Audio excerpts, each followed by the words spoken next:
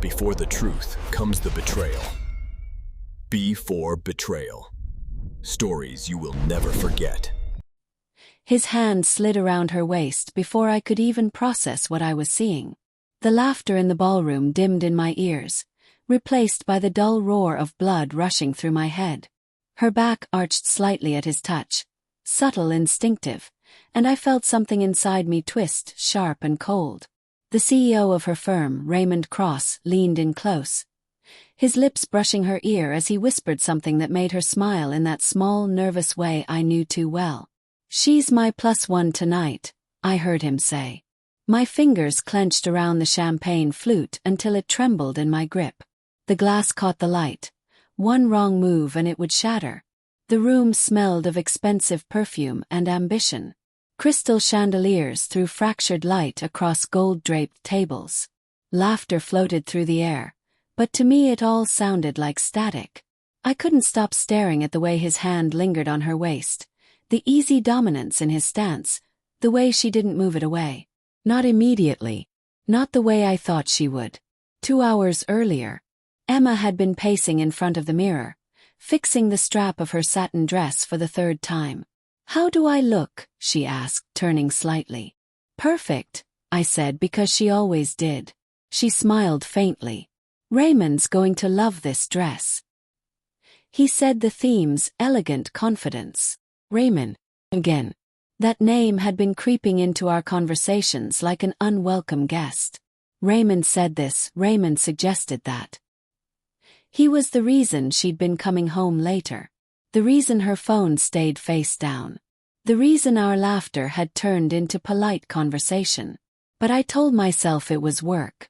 She'd earned her place in that high-stakes corporate world. I wasn't going to be that insecure husband. When she kissed me goodbye that evening, it was soft, distracted. I caught a faint whiff of her perfume, amber and jasmine. It used to linger on my pillow. Lately, it lingered everywhere but our bed. I decided to surprise her by attending the gala. Her company had sent out digital invites, and technically, +1s were allowed. I wanted to be the supportive husband again, the man who stood by her side.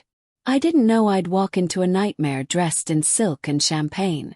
When Raymond whispered those words, "She's my +1 tonight," Emma stiffened for a split second. Then she turned and saw me.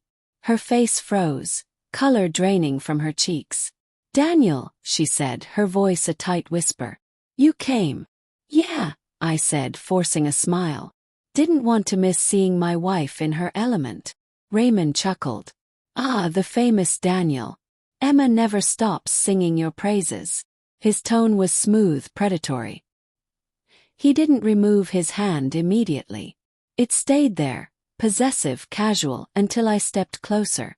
"I didn't realize the invitation extended to her boss's touch," I said quietly. The air between us shifted. The laughter around us continued, oblivious, but I saw the flicker of amusement in his eyes. A man like Raymond thrived on boundaries, on testing how far he could push before someone snapped. "Relax," he said, his smile sharp. "We were just sharing a joke." Emma's hand trembled slightly as she adjusted her clutch. "Daniel, please, not here." Not here. The phrase lodged in my throat like a shard of glass.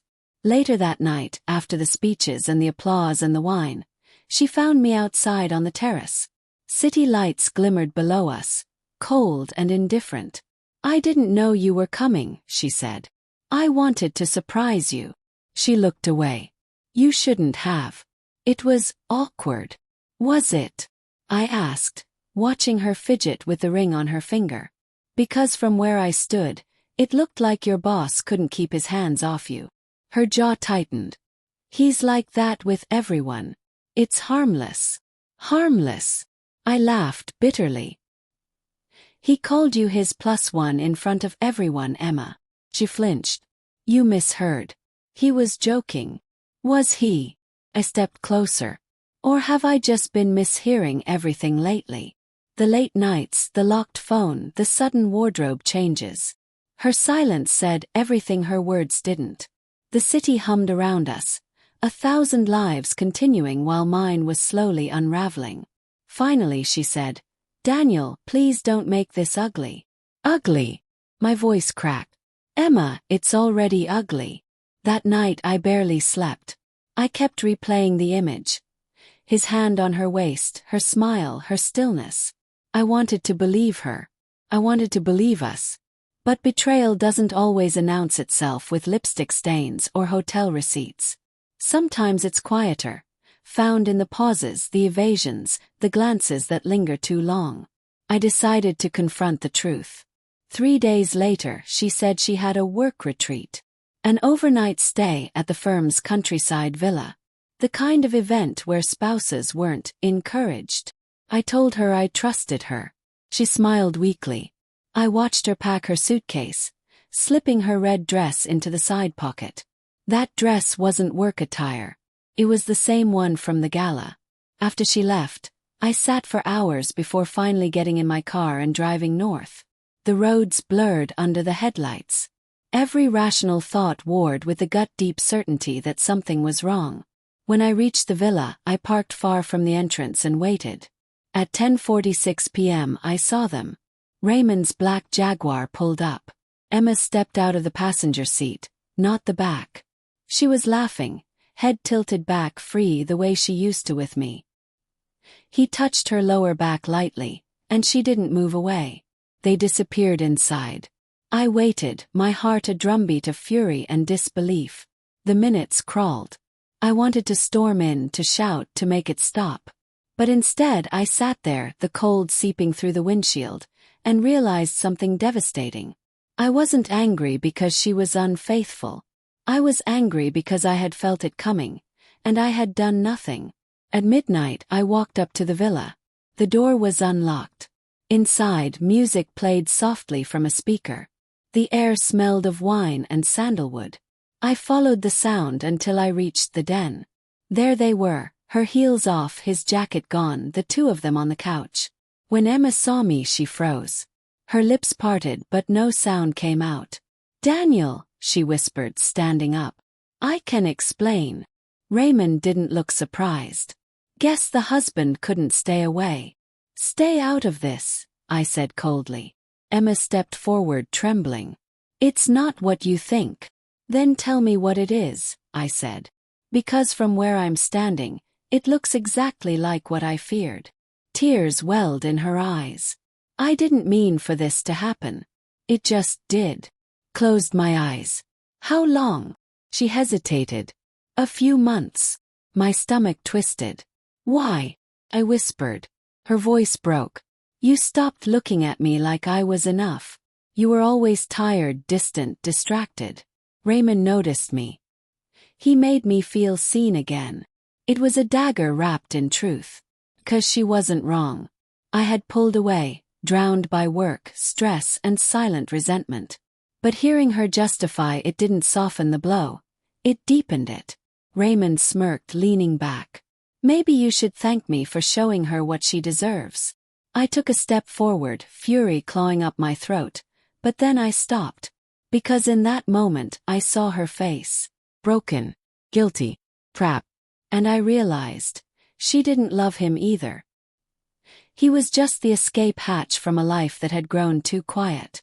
I left without another word. The next morning I packed a bag. When Emma came home, she found the note on the counter.